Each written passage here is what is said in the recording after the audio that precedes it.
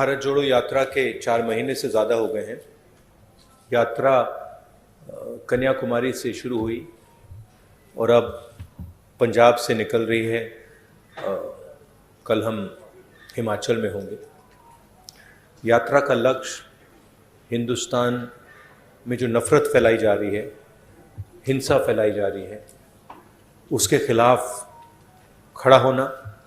जो बेरोज़गारी बढ़ती जा रही है, जो महंगाई बढ़ती जा रही है और जो इनकम इनइक्वालिटी बढ़ती जा रही है, उसके खिलाफ हमने ये यात्रा शुरू की और बहुत सफल यात्रा रही है। 2 आंकड़े मुझे आज मिले हैं, मैं आपको बताना चाहता हूँ इनकम इनइक्वालिटी के बारे में। हिंदुस्तान के 21 सबसे अमीर लोगों के पास उतना ही धन है जितना 70 करोड़ हिंदुस्तानियों के पास है, पहला आंकड़ा। और दूसरा आंकड़ा, हिंदुस्तान के सबसे अमीर 1% के पास उतना ही पैसा है, नहीं, हिंदुस्तान के सबसे अमीर 1% के पास हिंदुस्तान का 40% धन है। तो ये हिंदुस्तान की जो इनइक्वालिटी है उसके आंकड़े हैं और इन चीज़ों के खिलाफ हमने ये यात्रा शुरू की है। अब आप सवाल पूछिए। राहुल जी के जो आंकड़े बोले हैं अभी, वो स्लाइड पर दिखाया गया है। अमीर और गरीबी के बीच में जो विषमताएं हैं जो पिछले 8 साल में बढ़े हैं, उसका एक दृश्य और जो आंकड़े हैं अभी अभी इन्होंने बताया, वो आपके सामने है। पहला सवाल अजीत से बलविंदर, माइक दीजिएगा।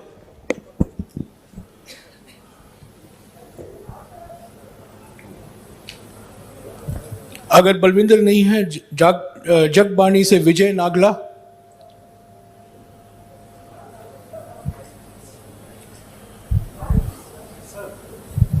सर 1 मिनट यार, I am going in order, please relax. Sir, जो आपका प्रयास है लोगों को जोड़ने का, वो एक प्रशंसनीय कदम है और मैं चाहता हूं कि जो ईवीएम पर जो लोगों में धारणा है कि ईवीएम के कारण कांग्रेस पुनः सत्ता में नहीं आ सकती, क्या आप ईवीएम पर भी कोई फैसला लोगे ऐसा कि जिससे लोगों के जो धारणा बनी हुई है कि ईवीएम, जब तक ईवीएम रहेगी कांग्रेस कभी सत्ता में वापस नहीं आ सकती? ईवीएम की बात विपक्ष ने हमने 2-3 बार करी है और वो चर्चा चल रही है, मगर ईवीएम सिर्फ एक एलिमेंट है। जैसे मैंने पहले भी कहा है,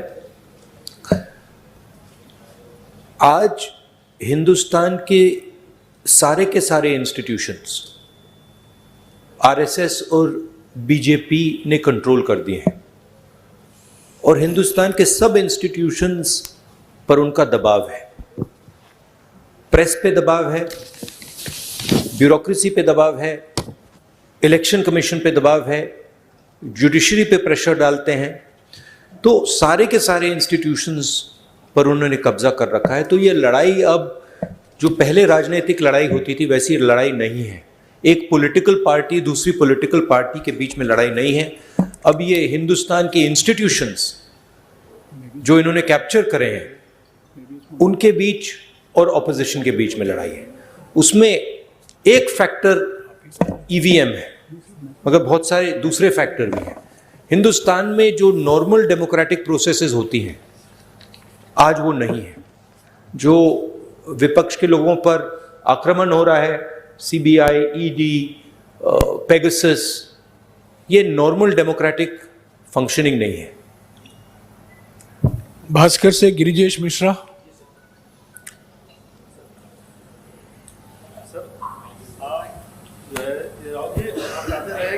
यात्रा सियासी नहीं है, नफरत, बेरोजगारी।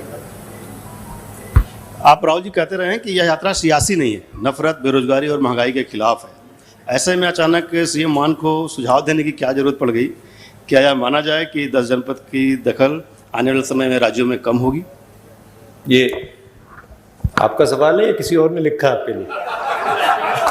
मैं पूछ रहा हूँ, पढ़ के देख रहे हैं, पता नहीं किसने आपको पूछा हो। देखिए, मैंने सीएम को जो पंजाबी कल्चर है, जिसको मैं अच्छी तरह समझता हूँ, जो पंजाबी हिस्ट्री है, उसके बारे में मैंने उनको प्यार से बताया है। पंजाब को पंजाब से ही चलाया जा सकता है, ये हिस्टोरिकल फैक्ट है, ये कोई नई बात नहीं है। और अगर पंजाब को दिल्ली से चलाया जाएगा तो पंजाब के लोग उसको एक्सेप्ट नहीं करेंगे और रिएक्ट करेंगे। ये राजनीतिक बात नहीं है, ये फैक्ट है। अमर उजाला से सुरेंद्र ये पाल। जो पंजाबी प्राइड है,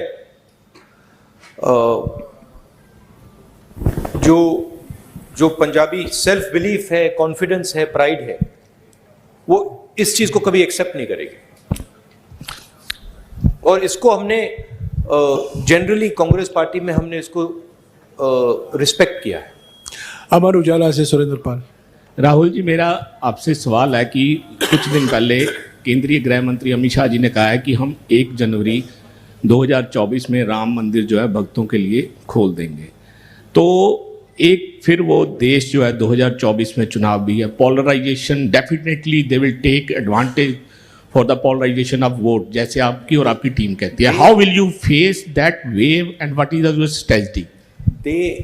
They will divide the country, they will spread hatred in the country. हम नफरत के बाजार में मोहब्बत की दुकान खोलते जाएंगे। बहुत सारी दुकानें खुल रही हैं मोहब्बत की, तो हम ये अपना काम करते जाएंगे, वो उनका काम करेंगे। हिंदुस्तान की जो संस्कृति है, हिंदुस्तान का कल्चर है, भाईचारे का है, मोहब्बत का है, जीत मोहब्बत की होगी। ट्रिब्यून से दीप कमल। राहुल जी, माय क्वेश्चन, हाँ जी, in 2022 many BJP many leaders from Congress have gone to BJP, and do you think there's a leadership crisis left in the party, and what role do you think Mr. Sidhu will have once he's out of his judicial custody? I think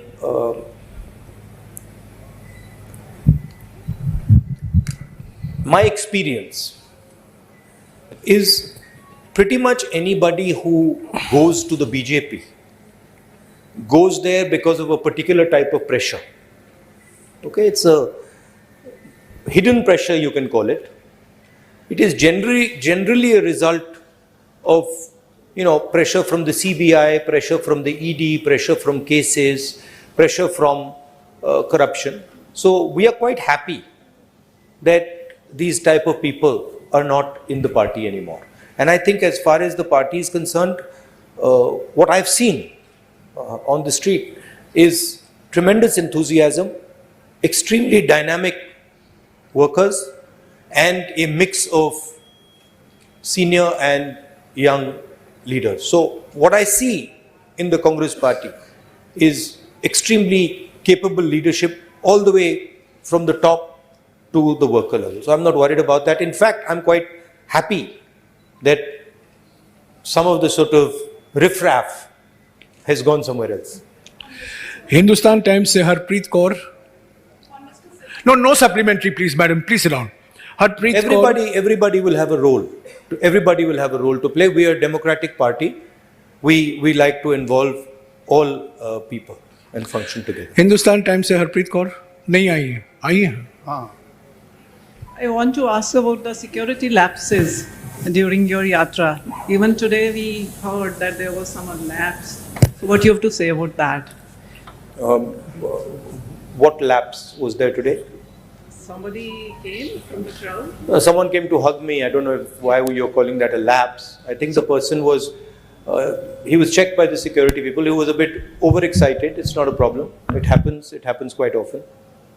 The PCC president has already issued a statement on this incident, which you call a lapse. It's not a lapse. Indian Express, Navjeevan Gopal. There's quite a lot of enthusiasm in the yatra. Many people get overexcited, and that was a case where he was a bit extra charged up. So there's no problem. It's happened many times before. I wouldn't call that a security lapse. Indian express से नवजीवन Gopal. Hi.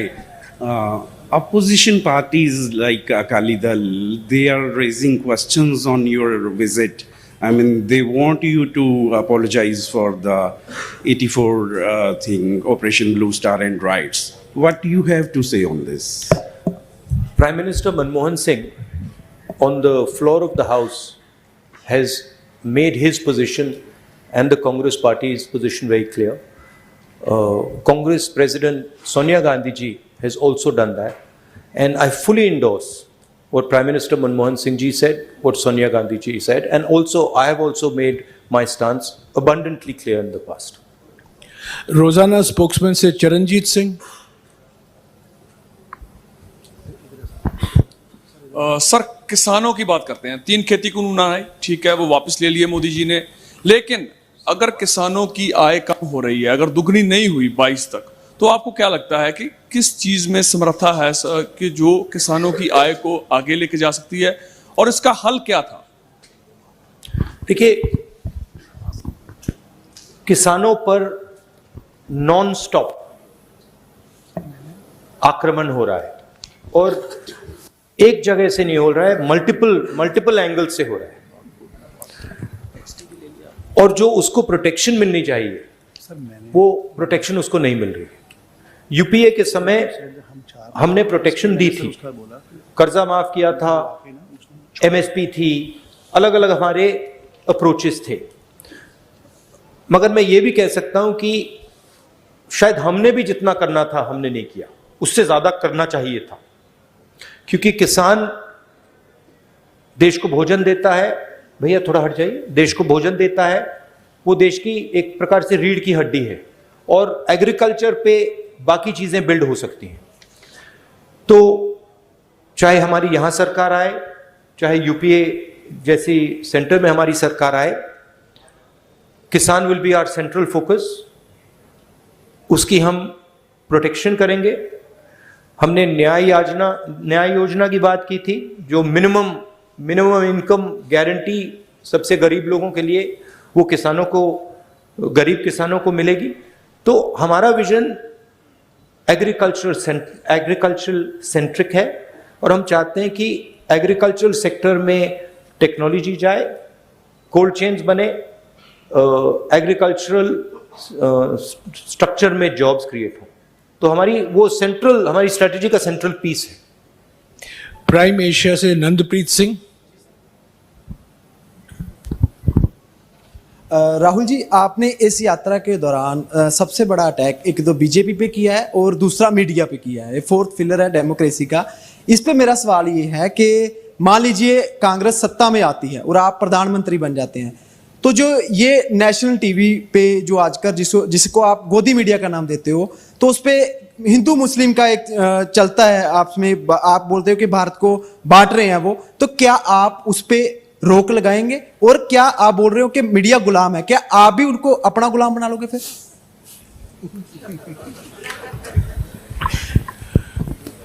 वो गुलाम नहीं मानेंगे, आजाद मानेंगे. नहीं, देखिए, नहीं, मैंने गोदी मीडिया तो कभी नहीं कहा है, वो मेरा फ्रेज नहीं है. मैं ये जरूर कहता हूं कि मीडिया को कंट्रोल किया जाता है, मीडिया पे प्रेशर डाला जाता है. मैं ये भी कहता हूं कि जो आप जैसे रिपोर्टर्स हैं, आपकी इतनी गलती नहीं है. आप पर कंस्ट्रेंट्स हैं, आपके जो मालिक आपको कहते हैं वो आपको करना पड़ता है, और जो आपकी भावनाएं हैं उनको मैं समझता हूं, क्योंकि आप आके मुझे बोलते हो, जो आपको देश के बारे में लगता है मैं जानता हूं. तो मैं आपकी क्रिटिसिज्म नहीं कर रहा हूं, जो मीडिया का स्ट्रक्चर है उसकी मैं क्रिटिसिज्म कर रहा हूं. कांग्रेस पार्टी की फिलॉसफी इंडिपेंडेंट मीडिया की फिलॉसफी है. कांग्रेस पार्टी की फिलॉसफी इंडिपेंडेंट इंस्टीट्यूशंस की फिलॉसफी है. मैं आपको बताऊं, अगर कांग्रेस पार्टी ये करना भी चाहे कि हम मीडिया को, मतलब जैसे आपने कहा, अपना बना दो, हमारे में वो कैपेबिलिटी नहीं है, हम उसको इंप्लीमेंट ही नहीं कर सकते क्योंकि हमारा स्ट्रक्चर उतना सेंट्रलाइज नहीं है बीजेपी जितना। तो हम इंडिपेंडेंट मीडिया चाहते हैं, फेयर मीडिया चाहते हैं, और जो मीडिया में नफरत फैलाई जाती है और वो फैलाई जाती है, और जो मीडिया डिस्ट्रैक्शन का रोल प्ले कर रहा है, जैसे मैंने अपने भाषण में कहा था, जब कोई जेब कतरा आता है तो वो अकेला नहीं आता, 2-3 लोग आते हैं, एक ध्यान को उधर ले जाता है और फिर जेब काटी जाती है। तो इनएडवर्टेंटली वो आप रोल प्ले कर रहे हो, आप लोग नहीं बट आपका जो स्ट्रक्चर है, आप लोग डिस्ट्रैक्ट करते हो। आप लोग कहते हो देखो हिंदू मुस्लिम, ऐश्वर्या राय, शाहरुख खान, बॉलीवुड, तेंदुलकर, उधर देखो, और इधर मतलब किसान की लूट हो रही है, छोटे व्यापारी मारे जा रहे हैं, इनइक्वालिटी बढ़ती जा रही है। तो आपका रोल डिस्ट्रैक्शन का रोल है, आपका रोल वॉचडॉग का रोल होना चाहिए। जैसे हमने ये जो आंकड़े लगाए हैं, इसके बारे में आपने कोई सवाल ही नहीं पूछा। एक्चुअली ये सबसे जरूरी सवाल है, ऐश्वर्या राय से, शाहरुख खान से, ये जरूरी सवाल है, मगर आप लोग ये पूछते नहीं हो। आपकी गलती नहीं है, शायद आप पूछते, अगर आपको छूट दी जाती है आप पूछते, but your role is that वो watch dog. And what are the type of issues you should be raising? Farmers issues, employment issues. अखबार में employment की बात तो पढ़ने को नहीं मिलती, स्मॉल स्केल इंडस्ट्रीज की बात तो सुनाई नहीं देती। लुधियाना में जो मतलब पूरा इंडस्ट्री खत्म हो गई, उसके बारे में सुनाई नहीं देता। तो that is the type of media we would like, a media that puts pressure on the government on key issues. You are for a Congress government, you are a feedback channel. We want you to give us pressure on important things, on things like income inequality, on things like hatred, on things like anger, on things like farmers, on things like unemployed youngsters. That's your role, and that's the role we would like you to play. Not किसी ने मुझे बहुत मजेदार कहानी बताई, मैं पता नहीं बोलना चाहिए, नहीं छोड़ो। एबीपी सांझा से अनुजा शर्मा। बताइए।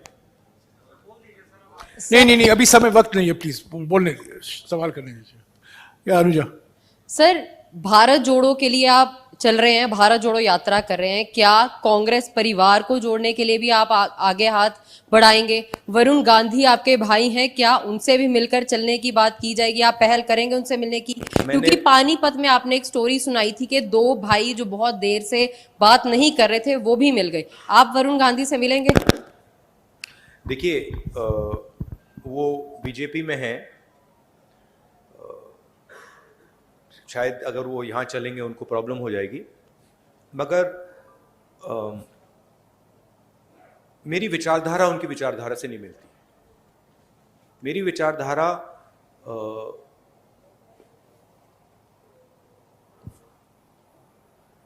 मैं आरएसएस के ऑफिस में कभी नहीं जा सकता। आप मेरा आपको गला काटना पड़ेगा पहले, मैं नहीं जा सकता। और मेरा जो परिवार है उसकी एक विचारधारा है, उसका एक थॉट सिस्टम है, थिंकिंग सिस्टम है, और जो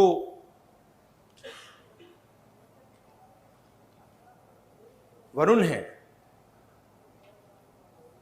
उन्होंने एक समय, शायद आज भी, उस विचारधारा को अपनाया और उस विचारधारा को अपना बनाया। तो मैं उस बात को एक्सेप्ट नहीं कर सकता। मैं जरूर प्यार से मिल सकता हूं, गले लग सकता हूं, मगर उस विचारधारा को मैं एक्सेप्ट नहीं कर सकता, कर नहीं सकता, इम्पॉसिबल है। वो अलग रिश्ते होते हैं। बट मेरा पॉइंट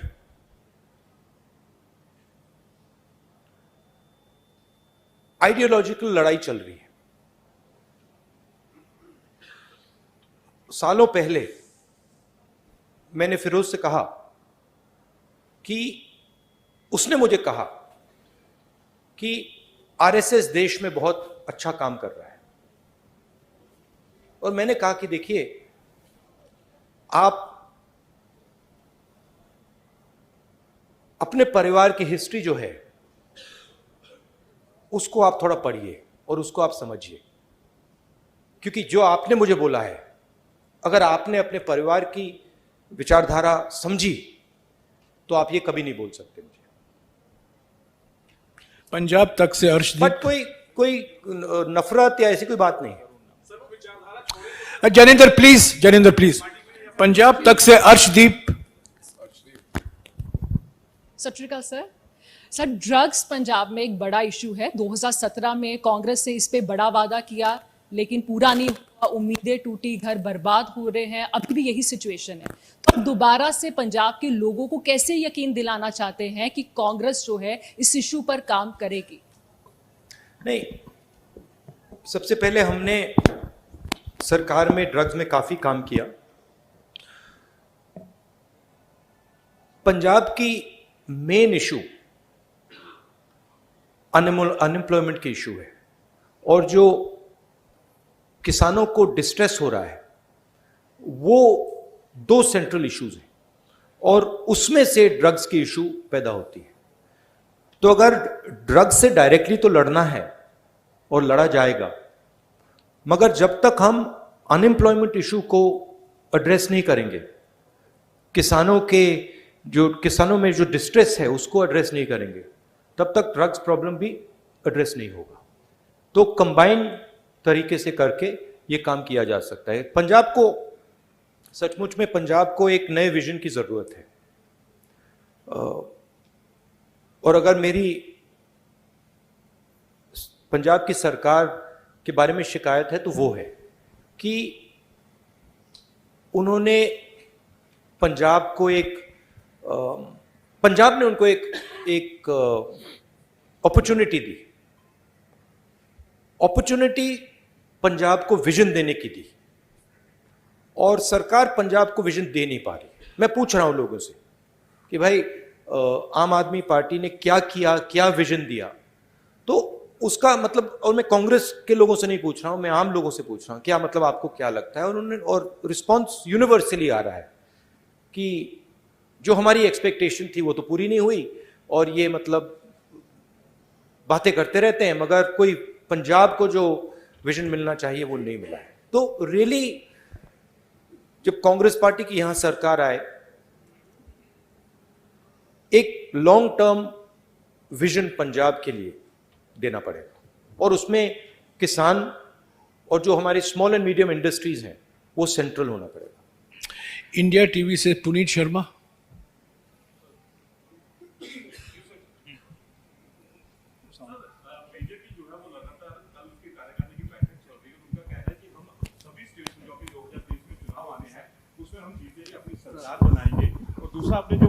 एक सवाल ऑल पार्टी मीटिंग जो आपने बुलाई है, क्या उसमें सभी लोग आ रहे हैं या फिर यूपी की तरह उसमें भी कुछ लोग शामिल नहीं होंगे?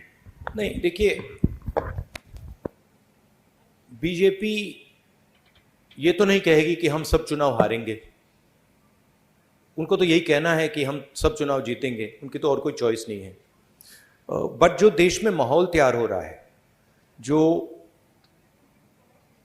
खास तौर से जो इकोनॉमिक डिस्ट्रेस है, जो अनएम्प्लॉयमेंट है, जो प्राइस राइज है, उससे बीजेपी को जबरदस्त चोट लगेगी। That is abundantly clear. और मैं मतलब निकला हूं, सड़क पे चलकर निकला हूं, मध्य प्रदेश से मैं निकला हूं, बाकी स्टेट से, कर्नाटक से, ये तो क्लियर है कि बीजेपी के खिलाफ काफी गुस्सा है। सनमार्ग से कनिका।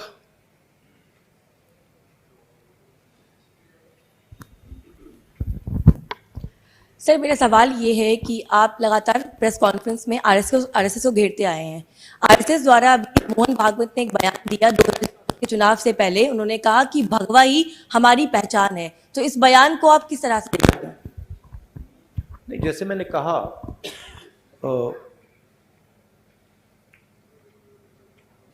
हिंदू धर्म में किसी भी धर्म में नफरत फैलाना, किसी भी धर्म ने ये नहीं कहा है कि भाई नफरत फैलानी है। और हिंदू धर्म पीस लविंग धर्म है, मोहब्बत का धर्म है, जोड़ने का धर्म है। तो वो जो भी रंग अपनाना चाहते हैं अपना सकते हैं, बट जो हिंदू धर्म में लिखा है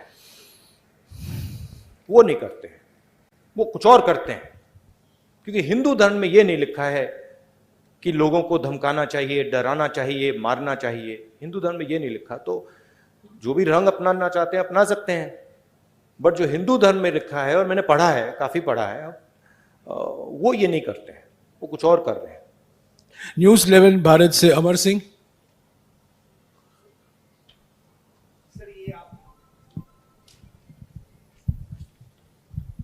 सर, ये यात्रा आप कर रहे हैं और एक रिपोर्ट में ये कहा गया कि पूरे विश्व में सबसे ज़्यादा गरीब लोग जो है हिंदुस्तान में हैं, और आपके ओपनिंग रिमार्क में भी था कि अमीर लोग अमीर होते जा रहे हैं और गरीब लोग गरीब होते जा रहे हैं। क्या आप या आपकी सरकार आएगी तो इस पर कुछ करेंगे आप लोग, या फिर कोई ऐसा होगा कि जो पैरेलल हो जाए? नहीं, हमारी जब सरकार थी हमने रिकॉर्ड लोगों को, इस देश में रिकॉर्ड लोगों को गरीबी से निकाला था। Record what was the exact number Jairam? How many crore? 20 crore. 20 crore लोगों को हमने गरीबी से निकाला था, यूपीए की सरकार ने। उन लोगों को नरेंद्र मोदी जी ने वापस गरीबी में डाल दिया है। तो हमारी पॉलिसीज हिंदुस्तान को इकोनॉमिकली आगे बढ़ाने की होती हैं, मगर हमारी पॉलिसीज गरीब लोगों की रक्षा करने की भी होती हैं। चाहे वो मनरेगा हो, चाहे वो भोजन का अधिकार हो, चाहे वो जमीनी अधिकरण बिल हो, न्यामगिरी ट्राइबल राइट्स हो, तो हम प्रोटेक्ट करके लोगों को, देश को आगे ले जाते हैं। और मुझे लगता है कि हिंदुस्तान के सामने सेंट्रल प्रॉब्लम अनएम्प्लॉयमेंट का प्रॉब्लम है। जो स्मॉल और मीडियम इंडस्ट्रीज पर आक्रमण हो रहा है, जो किसानों पर आक्रमण हो रहा है, इसके कारण बेरोजगारी बढ़ रही है। तो हमें एक किसानों के लिए, स्मॉल और मीडियम बिजनेसेस के लिए की रक्षा करनी पड़ेगी और उनको बढ़ावा देकर ये जो बेरोजगारी है इसको मिटाना पड़ेगा। पंजाब टुडे से राजेंद्र सिंह।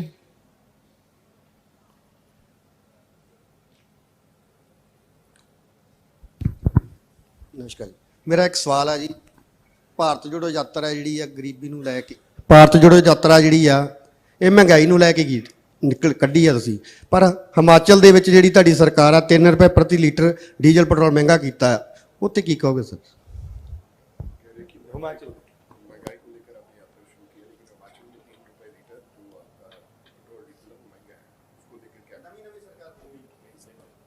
तो देखिए, हमारे सिस्टम में जो स्टेट होता है, जो चीफ मिनिस्टर होता है, उसको हम इंडिपेंडेंस देते हैं और उस पर हम जनरली दबाव नहीं डालते हैं। जैसे मैंने आपको पहले भी कहा था, जब यहाँ पे पंजाब का चीफ मिनिस्टर थे कांग्रेस पार्टी के, तो हम उनको जनरली इंडिपेंडेंस देते थे। हिमाचल प्रदेश में नई सरकार बनी है, थोड़ा उनको टाइम दीजिए, वो डेफिनेटली प्रो पुअर पॉलिसीज वहाँ पे लाएंगे, डेफिनेटली वहाँ पे प्रो किसान पॉलिसीज वो लाएंगे। डेली पोस्ट से मनदीप सिंह।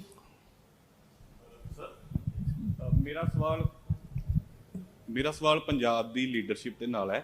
2022 ਦੀਆਂ ਵਿਧਾਨ ਸਭਾ ਚੋਣਾਂ ਦੇ ਵਿੱਚ ਤੁਸੀਂ ਚਰਨਜੀਤ ਚੰਨੀ ਹੋਣਾ ਨੂੰ ਮੁੱਖ ਮੰਤਰੀ ਐਲਾਨਤਾ ਸੀ, ਤਾਂ ਇੱਕ ਟਾਈਮ ਤੇ ਲੱਗਿਆ ਵੀ ਸੀਗਾ ਕਿ ਇਹ ਸਰਕਾਰ ਰਿਪੀਟ ਹੋ ਸਕਦੀ ਹੈ, ਪਰ ਜਦੋਂ ਵੀ ਚਰਨਜੀਤ ਚੰਨੀ ਕੋਈ ਫੈਸਲਾ ਲੈਂਦੇ ਸੀਗੇ ਤਾਂ ਨਵਜੋਤ ਸਿੰਘ ਸਿੱਧੂ ਸ਼ਾਮ ਨੂੰ ਉਸੇ ਫੈਸਲੇ ਦੇ ਖਿਲਾਫ ਇੱਕ ਪ੍ਰੈਸ ਕਾਨਫਰੰਸ ਕਰਦੇ ਸੀਗੇ। ਚਰਨਜੀਤ ਚੰਨੀ ਵਰਸਸ ਨਵਜੋਤ ਸਿੰਘ ਸਿੱਧੂ ਉਦੋਂ ਦੇਖਣ ਨੂੰ ਮਿਲਿਆ। ਤੁਹਾਨੂੰ ਲੱਗਦਾ ਕਿ ਉਹ ਫੈਕਟਰ ਜਿਹੜਾ ਆ ਤੁਹਾਡੀ ਪੰਜਾਬ ਦੇ ਵਿੱਚ ਸਰਕਾਰ ਨਹੀਂ ਬਣਾ ਸਕਿਆ, ਤਾਂ ਕੀ ਹੁਣ ਨਵਜੋਤ ਸਿੰਘ ਸਿੱਧੂ ਵਰਸਸ ਬਾਕੀ ਲੀਡਰਸ਼ਿਪ ਨਾ ਹੋਵੇ, ਉਹਦੇ ਲਈ ਕੀ ਕੁਝ ਕੀਤਾ ਜਾ ਰਿਹਾ? नहीं, देखिए, पिछले चुनाव में काफ़ी एंटी इनकम्बेंसी थी, ज़रूर लीडरशिप के बीच में इश्यूज होती थी, बट ये आसानी से मैनेजेबल इश्यूज हैं और आइंदा ये आने वाले समय में ये इश्यूज नहीं होंगी। कोई ऐसी प्रॉब्लम नहीं है, सब एक साथ मिलकर चल रहे हैं। नहीं, वो लीडरशिप में कमी जब आती है जब जनता में थोड़ा प्रेशर बनता है, और इस बात को एक्सेप्ट करना पड़ेगा कि जो पिछली कांग्रेस सरकार थी उसके खिलाफ एंटी इनकम्बेंसी थी, वो सच्चाई है, और उसका नतीजा मतलब आम आदमी पार्टी चुनाव जीती है। बट अब मुझे लग रहा है कि वो जो एंटी इनकम्बेंसी जो फीलिंग कांग्रेस पार्टी के खिलाफ थी वो अब गायब हो गई। तो अब कांग्रेस पार्टी को बिल्ड करना है, और मुझे लगता है कि आसानी से यहां पे हम अगली गवर्नमेंट फॉर्म करेंगे। टाइम्स ऑफ इंडिया से IP Singh.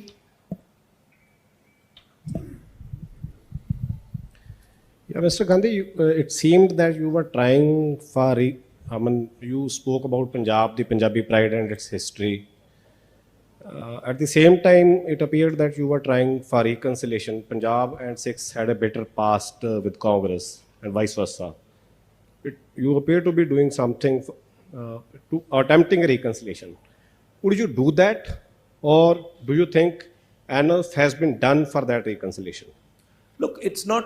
It's a question of affection.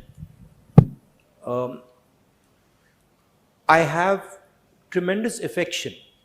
I would even go further than affection and say I have tremendous love and affection for the people of Punjab, and in particular the Sikh community. Okay, so reconciliation is a small word. I have love and affection for the people of this state, and I have huge respect for the Sikh community, what they have done and what they're going to do in the future. It's an emotional statement, right?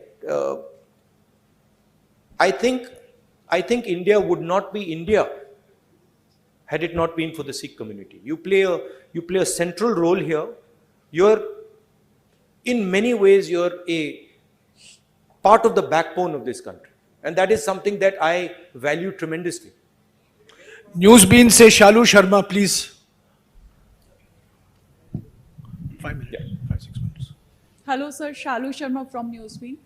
Sir, मेरा सवाल ये है कि क्या 3200 kilometre चलने के बाद राहुल गांधी नफरत की दीवार में सेंध लगाने में कामयाब हो पाए?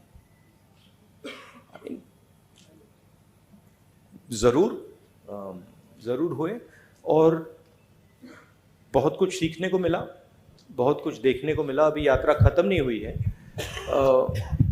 मगर यात्रा तो काफी सक्सेसफुल रही है, और मुझे ये देखकर बहुत खुशी हुई कि इस देश में लाखों करोड़ों लोग जो बीजेपी की नफरत भरी आइडियोलॉजी है उसको एक्सेप्ट ही नहीं करते, और मोहब्बत की बात करते हैं, रिस्पेक्ट की बात करते हैं, भाईचारे की बात करते हैं। तो जरूर एक बीजेपी ने देश के सामने एक विजन रखा है, नफरत भरा हुआ विजन रखा है। यात्रा ने एक और दूसरा विजन दिखा दिया है। यात्रा ने देश को, और देश ने एक्सेप्ट भी कर लिया है कि दो विजन है हिंदुस्तान के, एक नफरत भरा, उसको एरोगेंट, अहंकार से भरा, और दूसरा मोहब्बत का, इज्जत का, रिस्पेक्ट का, भाईचारे का। वो तो क्लियर है, और इस यात्रा ने वो बहुत अच्छी तरह डेमोन्स्ट्रेट किया है। यात्रा में आपको नफरत नहीं दिखेगी। आप चलिए हमारे साथ, आपको कहीं नफरत दिखी? कहीं आपको मतलब किसी को मारते हुए आपने देखा? नहीं, सवाल नहीं उठता। तो 3500 किलोमीटर, 3400 किलोमीटर हम चले हैं, किसी ने कोई हिंसा नहीं की, कोई नफरत नहीं की, किसी ने मतलब एक दूसरे से गलत तरीके से बात तक नहीं की। तो ये एक हिंदुस्तान का छोटा सा एक विजन है, और इसमें से बहुत सारे दूसरे विजन्स निकल सकते हैं। राहुल जी, अभी 3-4 लोग बाकी हैं जो कई प्रेस कॉन्फ्रेंस में आए हैं, उनको मौका नहीं मिला है। जल्दी उनको हम मौका दे दें 5-6 मिनट में। मैं पहले बुलाऊंगा शमिन जॉय डेक्कन हेरल्ड से। This is regarding Mohan Bhagwat's remarks in an interview recently. He said it is natural for Hindus to be aggressive because they have been in a war for over 1,000 years, and that Muslims should abandon the narrative of supremacy. How do you see these kind of remarks? No, just repeat what you said, the first part. In a recent interview, Mohan Bhagwat has remarked that it is natural for Hindus to be aggressive because for the last thousand years they were in a war, and the Muslims have to abandon the narrative of supremacy. Right. So, what is your take on that? I don't know which Hinduism he's quoting. I've never heard this. I mean, I've read the Gita, I've read the Upanishads. I've never heard this that Hindus should be aggressive. Hinduism is all about observation, about self-observation, about understanding the self, about humility, about compassion. I have not read this. I don't know what he's talking about. Maybe he's not read these books. Maybe this is some other idea that he's picked up. But I have not read that, even Lord Ram felt compassion for Ravan. Even Lord Ram, when Ravan was dying, Lord Ram was gentle, was loving, was affectionate. So I don't know where this gentleman is getting these ideas. They're certainly not Hindu ideas. They are RSS ideas. They're not Hindu ideas. जी से अनमोल Gulati. Thank you Jairam जी। राहुल जी, पंजाब के अगर मुद्दों की बात की जाए तो पानी का मुद्दा पंजाब का ऐसा है जो काफ़ी लंबे समय से जिस पे सिर्फ सियासत हुई है। एसवाईएल के मुद्दे पे पंजाब के मुख्यमंत्री ने एक सॉल्यूशन दिया था, YSL। तो क्या आपको लगता है YSL जो की है ये सही सॉल्यूशन है? एंड एक छोटा सा साथ में एक सप्लीमेंट्री नहीं होगा छोटा सा? These are extremely complicated matters that are not to be discussed lightly in a press conference like this. The aim of this press conference is Bharat Jodo Yatra, and these are attempts at distracting the narrative, and I'm not going to respond to it. Sir, आपके दस्तार पे Soni Mishra from the Week, आपको जवाब मिल गया। Soni Mishra from the week.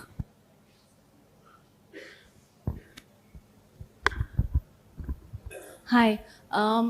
The yatra is about to reach its culmination, so I wanted to ask you, changed you and your party? I don't know. The yatra is about to arrive at its culmination. At one level, yes, that it's going to arrive in Srinagar. But for me, the yatra is a way of thinking. It's a way of acting. So for me personally, it will carry on.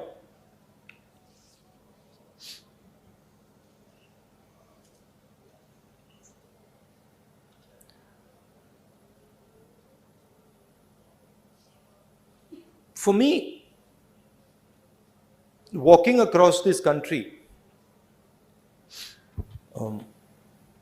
has been an extremely humbling experience. It's one thing as a politician to go somewhere by car or take a flight, go somewhere and then meet people and listen to them, and you learn quite a lot like that. You can sit with a farmer and you can talk to him. It's a completely different thing when you're walking on the road, and particularly when you're walking on the road for 120 days in a row, where you're feeling a bit of pain, pressure, so that's been one very humbling thing. The second thing is, when you're walking, you see the difficulty that people in India face. Farmers face, unemployed youngsters face, laborers face, small and medium businesses face. And the thing that has amazed me is the amount of resilience our country has. I just cannot even believe the amount of strength and resilience that our people have. The other day I made a statement that, I don't think the West can take on the Chinese. And I made that statement after seeing our country. The amount of pressure our people can take with a smile, no problem. It's completely mind-blowing, mind-boggling. And so for me, it's a tragedy that we are wasting this potential. It's a tragedy that, 1% of India owns 40% of the assets of this country. It's a tragedy, one, because it's unfair. But two, because you're stifling the growth of this country. I met so many small and medium business owners. And I ask them a question always. I'm like, listen, tell me something. Do you think you can become a 1,000 crore business or a 2,000 crore business or a 10,000 crore business? All of them say, no, it's impossible. We can't do it. Why not? We don't have the connections to do it. We simply cannot enter the political space. Doors are closed for us. We can't do it. There's an acceptance. But you can't build India like that. You can't, 20 people are not going to be able to build India. You need 10,000, 20,000, 30,000 solid business people to build this country. So we are heading into an accident. It's pretty clear. We are heading into an accident on the employment front. We are heading into an accident with the Chinese. We are heading into an accident on multiple fronts. And that to me is visible when I'm walking.